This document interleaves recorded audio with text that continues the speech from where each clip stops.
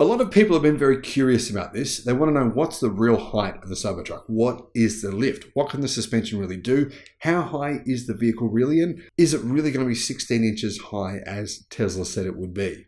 Well, turns out it is. We now know how high the Cybertruck will ride, or at least how high the air suspension, which can be adjusted, will be able to get your Cybertruck into the air. And you won't need a lift kit after all with the Cybertruck. In fact, the wheels on the Cybertruck are massive, and the lift kit can in fact do what Tesla advertised, which is a bit of a surprise even to me.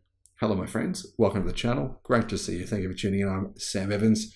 Cybertruck. Right, when Tesla first revealed the Cybertruck, they said it would have 16 inches of ride height, the ability to raise the truck up with the air suspension and then lower it down, which is really practical because one of the new things about EVs, one of the things of the Tesla Model 3 that no one has actually picked up is it's actually had its ride height lowered.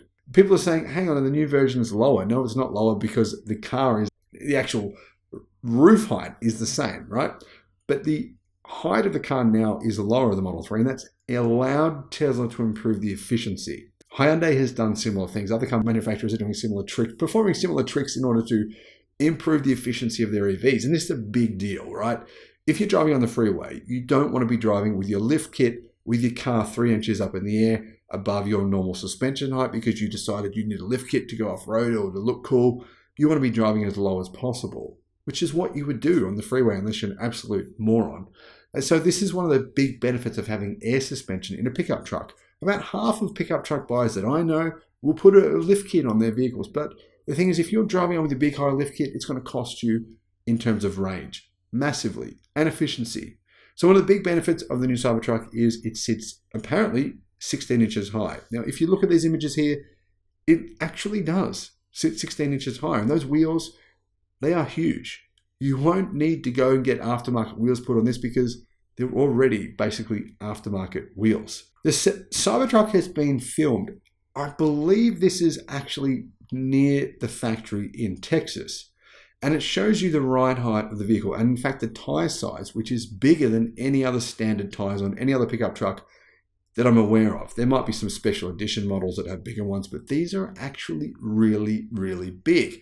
And in this image, we can see the Cybertruck is capable of 16-inch ride height, which is quite a bit higher than some of its competition. When I say it's competition, what do I mean? Well, just a minute, and I'll explain first to you what is actually going on here in these images. Now, Aiden Guyardo showed these images on Twitter, and you can see the vehicle has tire size of 34.6 inches.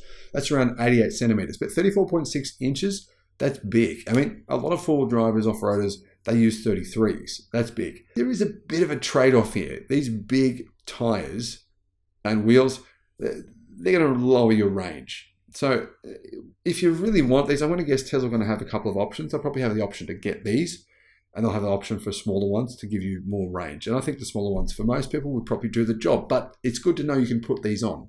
Most vehicles you can't put wheel tires this size on. Most pickup trucks, in fact, there's no pickup trucks you can buy in Australia from normal manufacturers that aren't imported from the US where you can actually put a 34.6-inch wheel and tire package on them unless you perform major modifications. There's no Toyotas here you can get where you can actually even fit these size wheels.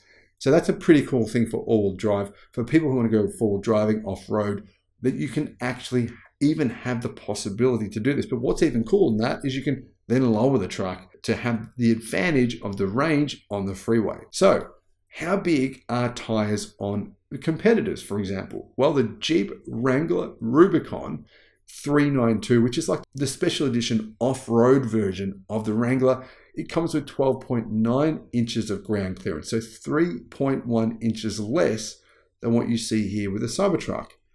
The Rivian R1T, it comes with 14.5 inches of clearance, so 36.83 centimeters, meaning it's 1.5 inches lower than the Cybertruck. Now, of course, like I said, you have to lower that. You don't have to sit at 16 inches all the time. That would just be stupid. But for going off-road, this would be a big advantage. So clearly the Cybertruck is shaping up to be possibly a very capable off-road vehicle. If you combine this with the fact that it actually comes with the ability to do a tank turn, so turn the car in a very, very tight space Also to steer with the rear wheels, giving you sharper turning, the power, the instant torque capability.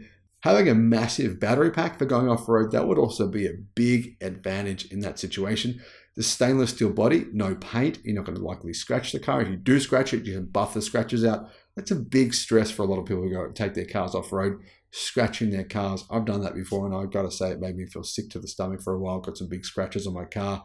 The other advantages, of course, is the fact that you've probably seen electric cars float. They often have, and they've been fine afterwards. Now, I'm not saying you should do that, but people do it. In fact, there's a bridge in the UK. It's known as the Tesla Bridge, where people go and drive there intentionally. When it floods, it always floods underneath the bridge. It's very common. They drive through it. It's like a bit of a game, a fun thing they do. Apparently, Tesla say you can literally float the Cybertruck across a river.